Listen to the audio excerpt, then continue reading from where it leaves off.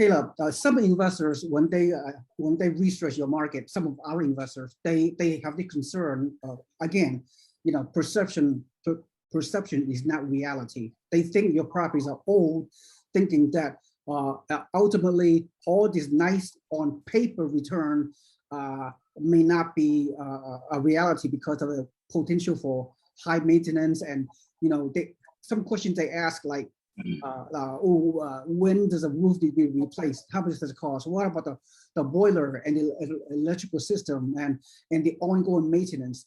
And some people, they're concerned that all these extra maintenance costs can eat up all the returns, the cash flow and all that. So what have you been your experience about your listings over the years, and how you can overcome some of the concerns and the perception?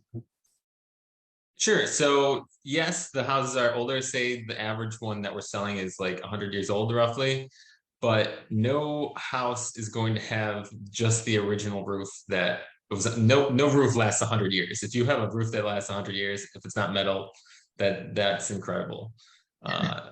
No, these houses, yes, they're older, but they've been rehabbed we're not the first ones to rehab these houses. They're probably, that roof has been replaced a few times over the years. A roof might last about architectural shingles, roughly 25 years.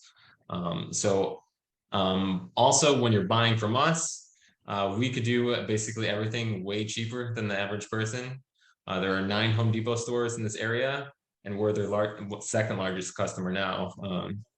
We used to be their largest, but there's a new company that like builds hotels, so now they're their largest in this area. But we bottom line, we have our own employees and some contractors that work basically exclusively for us, because we're just doing so many properties.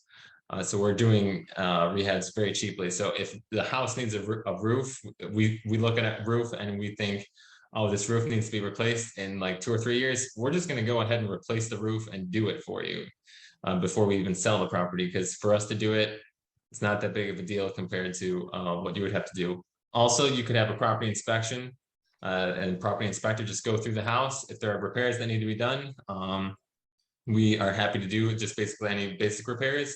And if there is an old boiler and you say, hey, I want this, and we weren't planning to replace the boiler, you could say, hey, I want this replaced. We'll just say, hey, add $1,500 to the price and we'll just replace it for you. And we have no problem doing that as well. So Caleb, when I do my pro forma on behalf of my clients, my investors, on my pro forma cash flow analysis, I put down 7% as a maintenance factor. The 7% pretty much are calculated from the gross rent that our investors receive on an annual basis. Is this a realistic maintenance assumption on an annual basis? 7% maintenance factor, you think? Yeah, it's pretty good. So what I hear most is people just throw in 10% for that based on the amount of rents. But you never know. It could be better, it could be worse. It's kind of hard to tell, more or less. But a lot of people that I know, they throw in 10%, but 7 probably is good as well. Caleb, I know you do not have a crystal ball, and no one has it. All over the country, as you know, since the pandemic began, there's a record low inventory, right? I mean, there are multiple offers in everywhere, all over the US mainly. And then there are, double-digit skyrocketing, sometimes 10, 20, 30, 40% rental skyrocketing rent increase, and appreciation like 10, 15, 20% in the past 2 years of the pandemic.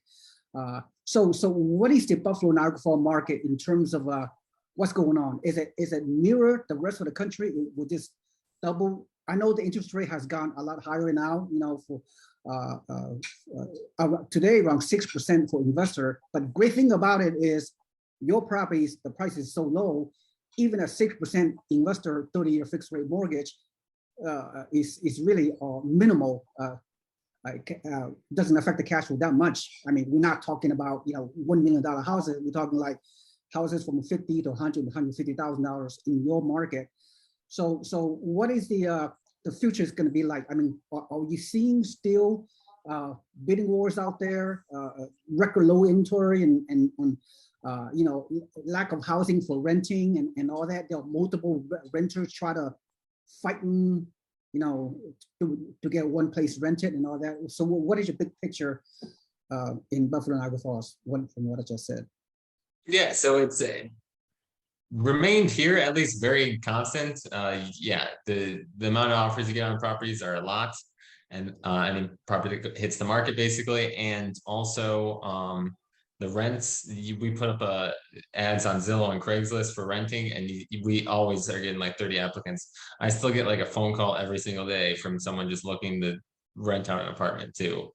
And my phone number is not even really like that well associated with the management, and I still get like calls all the time. Just it's incredible that the amount of inventory that people need. And then going on with the interest rates, yeah. So if you look in the past couple of years, the Fed really hasn't raised interest rates in a while, and we see this big 0.5% hike in interest rates. But if you look at this historically, 6% is incredibly low.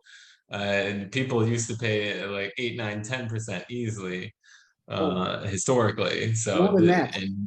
oh yeah, if you're going back to some like 40 or 50 years, that you're looking at like sometimes 18%. Like it's crazy, Exactly. but like exactly. I'm sure your father. yeah, I'm sure your father experienced those days, right?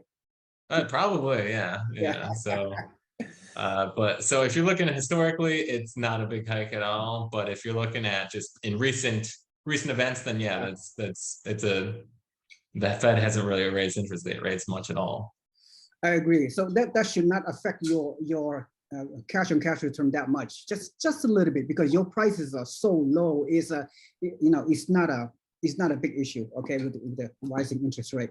So what I hear saying is that Buffalo-Niagara Falls market, if I hear correctly, kind of no different than the rest of the country. Record low inventory, bidding war still, and then lack of homes for sale, lack of homes to rent.